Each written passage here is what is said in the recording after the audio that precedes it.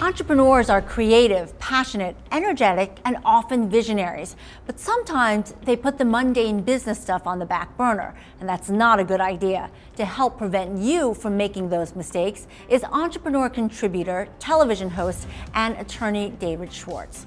So David, you probably don't think this is mundane, but some entrepreneurs might. Workplace rules.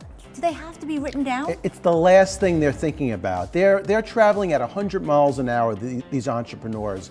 And the bottom line is you have to manage your staff. You can't just hire a sales staff and tell them to sit in a room and to go sell. You have to have rules in the workplace, because that is a pitfall for any entrepreneur where they have a staff, they're working together, and there's sexual harassment, there's all types of harassment going on in the workplace. You have to have work rules, and they have to be written down.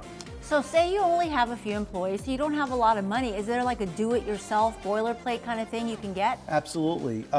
Look, number one, you got to hire an attorney. You really should set aside some funds to hire an attorney to create work rules that are specialized for your particular business. Every business is different. In fact, some businesses, people come to the office, a lot of times they're out in the field, so every business is different. However, if you can't hire an attorney, there is enough out there, there's enough boilerplate out there that could be bought on the internet. At least you could have some sort of employee handbook that could be handed out to the rest of the staff so everybody knows what the rules are at the workplace.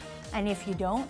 If you don't, you could be hit with a sexual harassment lawsuit, you could be hit with a harassment lawsuit, you could be hit with a lawsuit that you've created an unsafe workplace for the employees. You don't want to be hit with these things. Entrepreneurs have to think about the management of the company itself. What kind of protection does having that handbook give you?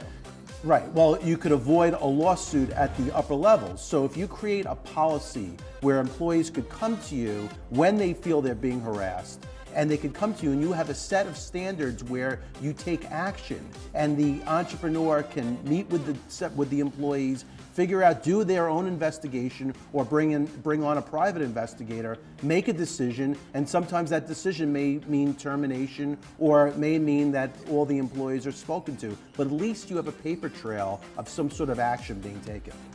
All right, some good advice for us. Thank you so much, David. Thank you, Patricia. We'll see you next week.